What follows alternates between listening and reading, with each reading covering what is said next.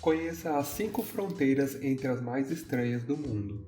Já viu alguma cidade que não faz nenhuma fronteira com o seu próprio país? Já pensou em um pedaço de terra que nenhum país quer dominar? Se isso despertou a sua curiosidade, fique conosco até o final do vídeo, que vamos mostrar essas situações e muito mais. Também, por favor, se achou o tema interessante, já deixe seu like e ajude a fortalecer o canal, pois é muito importante para que possamos crescer e continuar produzindo vídeos interessantes como esse. Seja muito bem-vindo, meu nome é Elder e você está no canal Saber Sem Fronteiras. Agora, sem mais enrolação, vamos para o vídeo.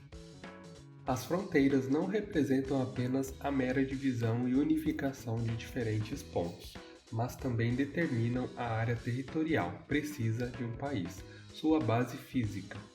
Podem ser naturais, geométricas ou arbitrárias. São delimitações territoriais e políticas, por meio das quais são garantidas proteções aos seus países, representando sua autonomia e soberania sobre outros países. Se pudéssemos resumir em uma frase, seria a linha entre os estados. Ao contrário do que se pensa, as fronteiras não são traçadas apenas em terra, pois existem diferentes tipos de fronteiras: aéreas, territoriais, fluviais, oceânicas e lacustres. Os limites podem demarcar qualquer coisa, desde classes sociais e econômicas até cidades e países. Hoje vamos nos concentrar em dividir as fronteiras dos países. As pessoas geralmente podem circular livremente dentro de suas próprias fronteiras, mas não podem entrar em países vizinhos sem sua permissão ou conhecimento. Mas quando os vizinhos têm sistemas políticos semelhantes ou acordos pré-negociados, suas fronteiras podem ser abertas em vez de defensivas. Para começar, Ilha dos Faisões. A Ilha dos Faisões, ou Ilha da Conferência, é uma ilha fluvial localizada perto da foz do rio Bidasoa. Como a ilha fica dentro do rio que faz a divisa entre os dois países, eles não chegaram em um consenso sobre de quem seria a ilha. Então a solução foi essa. Ela é administrada pela França e pela Espanha alternadamente a cada 6 meses. O controle da ilha é alternado entre as cidades espanholas de Irún e a comunidade francesa de Hendaye. No mapa, a linha da divisa entre os dois países parece mesmo que passa pelo centro da ilha. Olha que interessante. A ilha possui 3.000 metros quadrados, sendo o menor território administrado em condomínio no mundo. É assim que se chama quando mais de um estado administra um mesmo pedaço de terra, condomínio. Não há residentes. Tem 215 metros de comprimento e 38 metros de largura. E o mais engraçado, não há paisões. O território, além de não ser habitado, não pode ser visitado, independentemente de qual lado da fronteira esteja controlando a ilha. Ainda assim, pode ser contemplada a partir de ambas as margens, que ficam a apenas 50 metros dela, espaço suficiente para passar algumas poucas embarcações e canoas. A entrada é restrita a membros dos comandos navais e de funcionários do governo municipal de Urum e Hendaye, que são responsáveis por cuidar da limpeza e da jardinagem. Agora a fronteira Estados Unidos e México. A fronteira internacional entre os Estados Unidos e o México tem 3.141 quilômetros de extensão, estendendo-se do Oceano Pacífico a oeste e do Golfo do México a leste. A fronteira atravessa uma ampla gama de terrenos, desde grandes áreas urbanas até desertos desabitados. Cerca de 350 milhões de travessias registradas ocorrem todos os anos. É a fronteira cruzada com mais frequência no mundo. A construção do Muro do México começou em 1991, mas foi em 1994 que suas atividades se intensificaram, com a chamada Operação Guardião. O projeto visava erradicar o número crescente de imigrantes ilegais que aumentavam a cada ano no país. O México foi considerado a principal porta de entrada para esses imigrantes. Existem 48 passagens de fronteira Estados Unidos-México, com 330 postos de entrada. Nestes postos de controle, as pessoas que tentam entrar nos Estados Unidos devem abrir suas malas para serem despachadas. Em 2016, Donald Trump, candidato à presidência da República nas próximas eleições americanas, afirmou repetidamente que queria construir um muro na fronteira para controlar o fluxo de pessoas. Ele anunciou que o México seria forçado a pagar por todo o muro, após a sua aparição em 20 de janeiro de 2017. Em 25 de janeiro, o presidente Trump assinou a Ordem Executiva 13767 para autorizar a construção do muro. Pouco tempo depois, o presidente do México disse que o México não pagaria pelo muro. Trump planejava se encontrar com o presidente mexicano Enrique Peña Nieto em 27 de janeiro em Washington, para discutir questões como a segurança das fronteiras. A reunião foi cancelada por Peña Nieto e pouco tempo depois, Trump anunciou que pretendia impor um imposto de 20% sobre as mercadorias mexicanas para pagar efetivamente o muro. No final de 2017, o México ainda não havia firmado um acordo para pagar nenhuma taxa de muro e nenhum novo custo de produtos mexicanos foi considerado pelo Congresso dos Estados Unidos. Além disso, o Congresso dos Estados Unidos não aprovou o financiamento do muro, e nenhuma construção do novo muro começou além do planejado durante o governo Obama.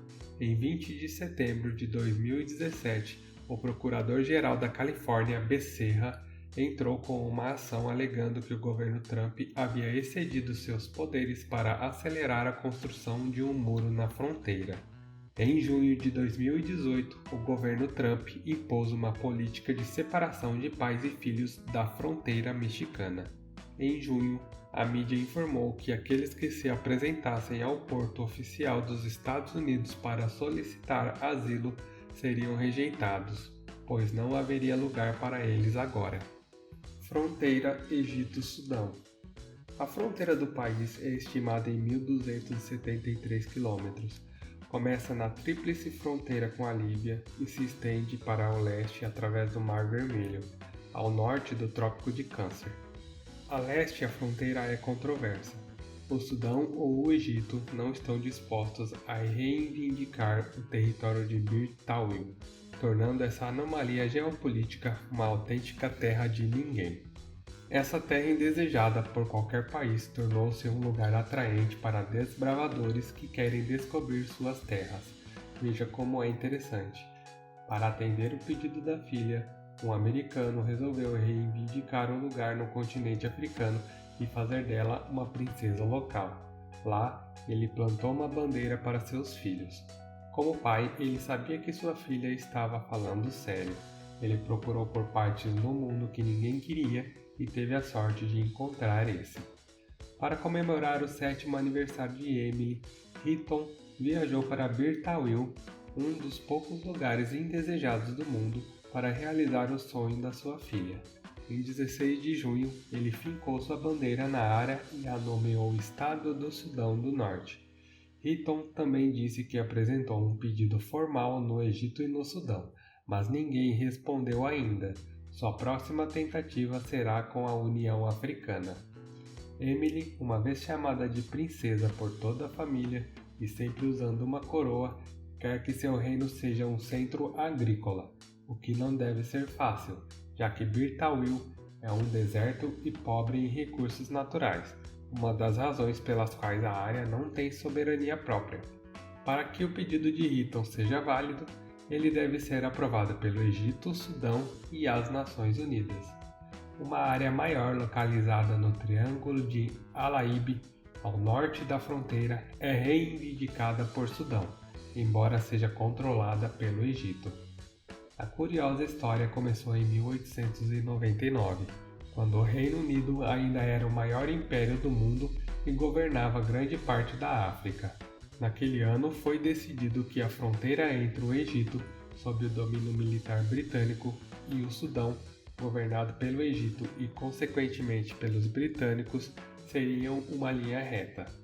Mas a prática de cortar áreas africanas de acordo com os interesses europeus era comum no século XIX e prejudicou a vida dos primeiros colonos. Grupos étnicos orgânicos foram separados por linhas retas e subordinados às línguas e religiões de suas colônias. Aqui está o que aconteceu lá.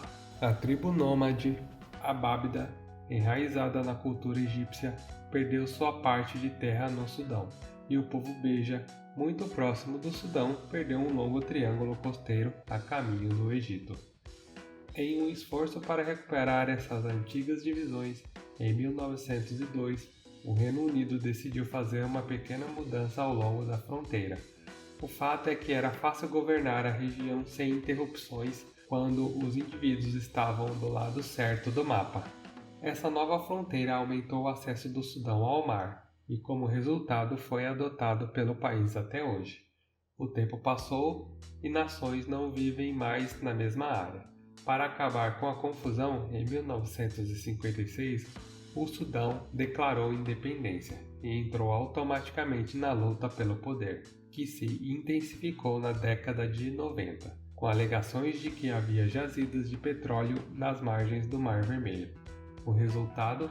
Ambos os países querem o grande e valioso triângulo à direita no mapa, onde os dois territórios se sobrepõem, mas nenhum dos dois se interessa pelo pequeno trapézio no centro. Para o Egito ele é do Sudão, e para o Sudão é do Egito. Fronteira entre Canadá e Estados Unidos.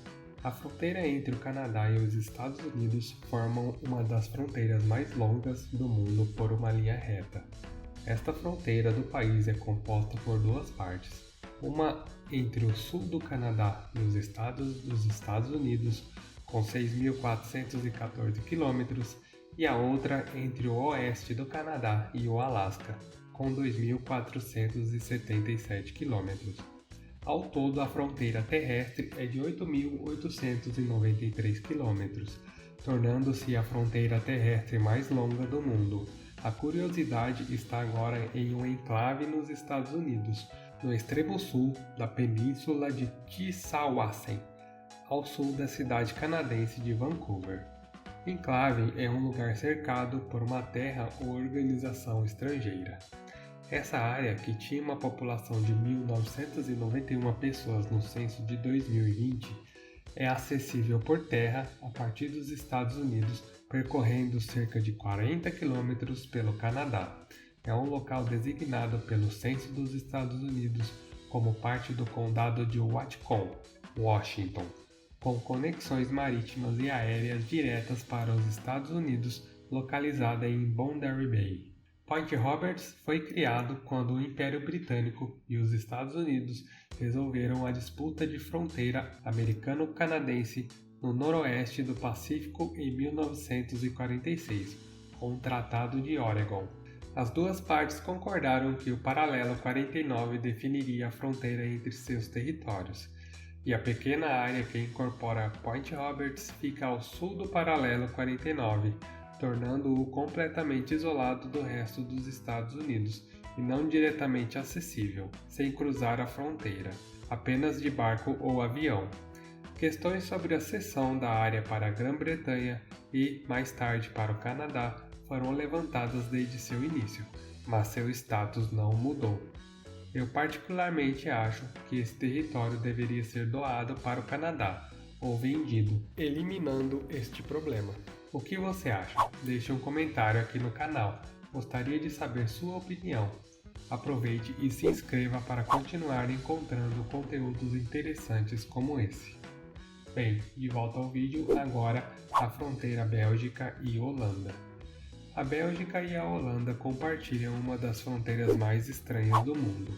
A fronteira está localizada nos vales combinados de Baarle-Hertog, na Bélgica, e Baarle-Nassau, que é holandês. A cidade belga é composta por 22 enclaves. Na cidade holandesa existem 8, 7 dos quais são subenclaves dentro dos enclaves belgas, mas localizados na Holanda.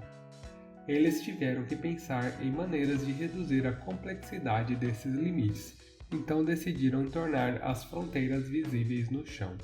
Quando você anda pela rua, vai perceber as fronteiras cruzando ruas, estradas, jardins e até mesmo as casas. Se você andar pela rua e ficar na frente de outras casas, poderá ver as divisórias do piso que separam o limite, o que inclui dividir as casas e até separar a sala de outras casas. Os moradores, por exemplo, poderiam ter um vizinho belga na Holanda ou almoçar na Holanda e dormir na Bélgica sem sair de casa. Já pensou nisso? Bom, por hoje é isso. Quero deixar meu muito obrigado. Se você gostou, aqui no final aparecerão mais 2 vídeos muito interessantes para você assistir. Vejo você na próxima aqui no canal Saber Sem Fronteiras.